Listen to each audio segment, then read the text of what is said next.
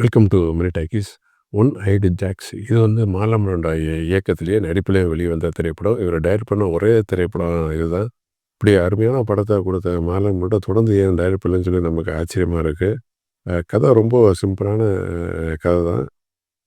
ஆனால் வந்து அதை வந்து ரொம்ப நேர்த்தியாக வந்துட்டு எந்த வித குழப்பமே இல்லாமல் அருமையான ஒரு திரைக்கதையோட படம் பண்ணி முடிச்சிருக்காரு.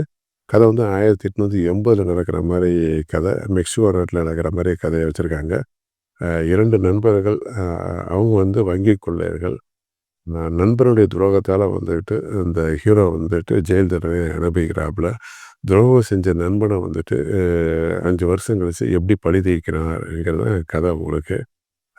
ரொம்ப அந்த 5 வருஷ காலகட்டத்தில் ஜெயிலேருந்து வரும்போது அந்த 5 வருஷத்துக்கு பின்னாடி வந்துட்டு துரோகி வந்துட்டு ஒரு ஒரு ஷெரீஃபுக்கு ஒரு நகரத்துக்கு ஒரு ஷெரீஃபாக வந்து பதவியில் இருப்பான்.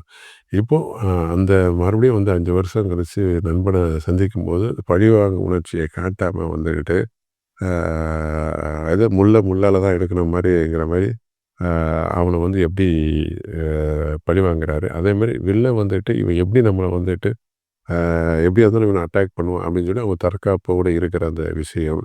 அதே வில்லன் மகளையே வந்துட்டு மார்லன் பிராண்டோ லவ் கொண்டுருவாப்புல. இந்த மாதிரி தான் அந்த கதை உங்களுக்கு. இது கிடையாது, பழிவாங்க வந்தவனே அந்த ஹீரோ பழிவாங்க வராப்புல மறுபடியும் வந்து அவன் அப்படி தான் அந்த வில்லன் வந்து அனுப்புவான்.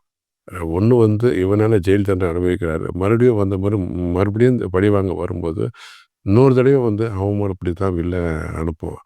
இப்போ இதெல்லாம் சேர்ந்து ஒட்டுமொத்தம் வந்துட்டு எப்படியா வந்து பழிவாங்கிறாப்புல அவனுடைய மகளை வந்துட்டு இவர் எப்படி மகனா வந்து ஸ்டெப் டாட்டர் எப்படி வந்துட்டு தன் கைக்கு கொண்டு வராப்புலங்கிறது தான் கதை உங்களுக்கு. அதாவது வந்துட்டு இந்த படத்தில் வந்துட்டு ஹீரோவுக்கு ஈக்குவல்னு சொல்கிறக்கான ஹீரோவுக்கு மேலே வந்து வில்லன் கேரக்டர் வந்து மார்லன் பிராண்டோ வந்து கிரியேட் பண்ணியிருப்பார். இங்கெல்லாம் தமிழ் சினிமாவில் வந்து இப்படி ஒரு காட்சியை வந்து வைக்கவே முடியாது. நிறைய காட்சிகள் வந்துட்டு இந்த படத்தில் வந்து சுட்டிருக்காங்கங்கிறது இந்த படம் பார்க்கும்போது நீங்கள் தெரிஞ்சுக்கலாம். அவசியம் பாருங்கள். யூடியூப்பில் இருக்குது. சேனலை மறக்காமல் சப்ஸ்கிரைப் பண்ணுங்கள். நன்றி, வணக்கம். I'm finally facing it all, fearless.